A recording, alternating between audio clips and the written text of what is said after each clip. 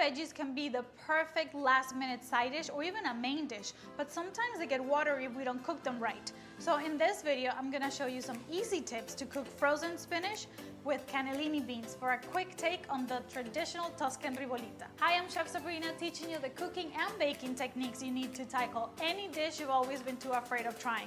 And if you like my videos, please consider subscribing. So frozen veggies have a really bad reputation because people say that they are watery or they lack flavor, but the truth is that they are picked at the peak of season or at least at their best, and so they are full of flavor.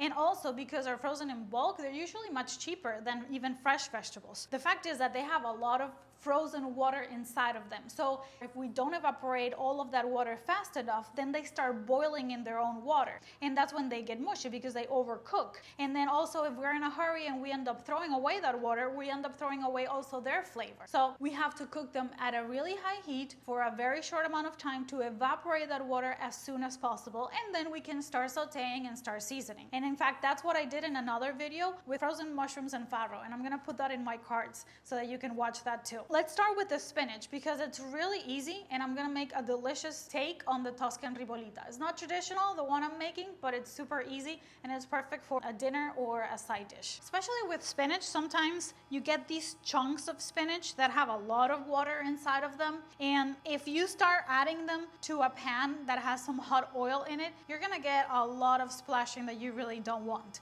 So the key is to have a hot pan, but with nothing on it, just plain.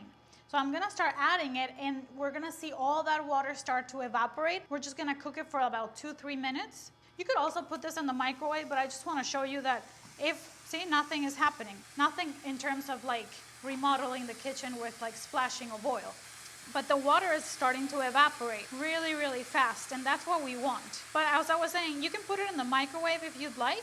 Spinach is one of those veggies that are okay if you defrost them a little bit. So you could also do that, but just for the sake of showing you, this is also how you can do it. I'm gonna season with some salt because the salt is actually going to help evaporate some of that water because it's gonna start dehydrating the spinach as well as seasoning it, of course. And some pepper. And now I just wanna show you, I have my cannellini beans here that I'm going to saute or like actually cook in a little pot. These are canned beans. Just make sure that you buy them either no salt added or low sodium. That's usually what I do with the beans I buy in a can. I prefer to add the salt myself. And so I have them draining here, but I'm saving the water in case I need it towards the end, okay? And then I also want to show you something I do ahead of time and that I usually have in my counter, and it's infused oils. I have rosemary and garlic oil that I'm gonna finish the dish with, and this is obviously optional, but I just want to show you. And this is a garlic infused extra virgin olive oil that I'm gonna use to start cooking the cannellini beans in my pot. So if you want to know how to make all of these infused oils, please let me know because I would love to make a video about that. I have a bunch on my countertop and it just saves a lot of time. Okay, so our spinach is cooking and I can see a lot of the water has already evaporated.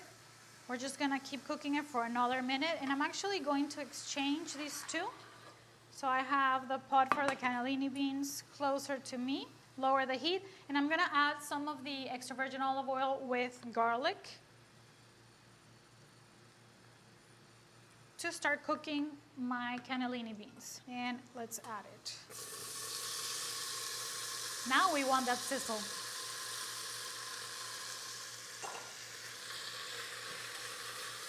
And I really want those beans to start getting flavor right away from the oil and a little bit of salt.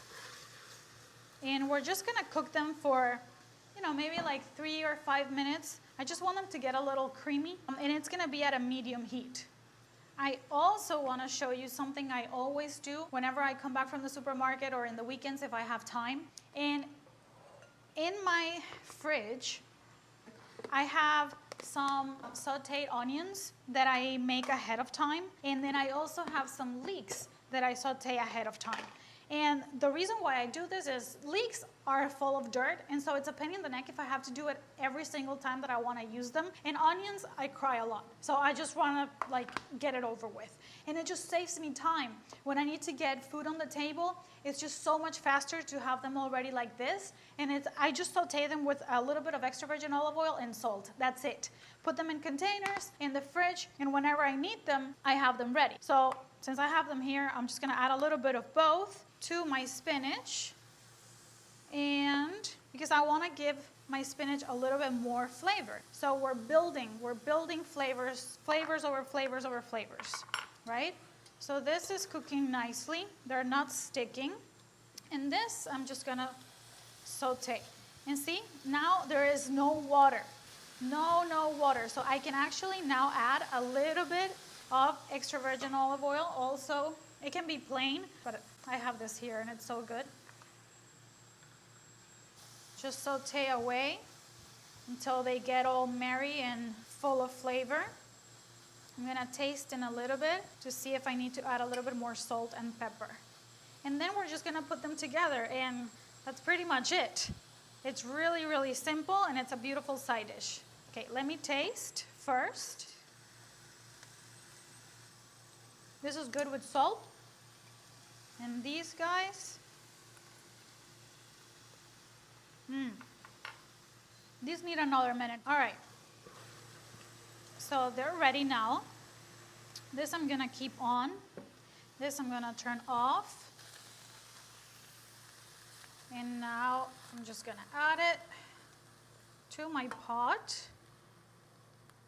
And of course, this is not traditional at all. Ribollita is from the Tuscan region of Italy, and it is made with a cabbage called cavolo nero, which is like a black cabbage, and it takes quite a bit of time to cook it right. And of course, you would make it with not canned beans. So, like I said, this is a very quick take on the traditional one. But it works. It works, and it's really, really nice. Now for this, I'm gonna add some of that water that I saved, because it needs to be a little bit more soupy. And all that starch is gonna help put everything together. You could also use some stock, like vegetable stock, even chicken broth, but this is really nice because it's kept vegan like this. So it's a nice side dish and also like a main vegan soup. Okay, so this is looking really good, but what do I always say we need to do? Taste, taste, taste. We're not magicians, right? We're just cooking here. Let's see. It's a little bit more pepper. See, that's what we need to taste. Maybe a tiny bit of salt. Not much, because I'm gonna finish it off with some pecorino, which you could leave out if you want to keep this vegan. But I love cheese. I always say that, don't I? I love cheese. All right, so let's serve ourselves a little bit. And this can be a side dish, but you know, I would eat it just like this. Finish it off with some of my rosemary oil, which also you can omit or just add extra virgin olive oil at the end. Doesn't have to be the rosemary, but it just gives it a really nice touch. And the pecorino. What kind of pecorino? Good pecorino. Whatever you can find. Romano, Calabrese, Toscano. It should be Tuscan because it's a Tuscan dish, even though I'm bastardizing it a little bit, but it doesn't matter. As long as your ingredients are good, that's what counts, right? And let's taste again. The rosemary really gives it a really nice touch. The beans still have a bite. The spinach, it's super nice, soft, and a lot of flavor. There's a lot of flavor here. You know, the garlic oil, the leeks, the onions, the beans. You can see that a lot of things were already done ahead of time. And if you want to know how to prep for the week, or if you want me to make like the traditional one, I can also show you that. Whatever you'd like, any technique, any dish that you'd like to tackle, please let me know in the comments below. And thanks for watching. I'll just keep eating this.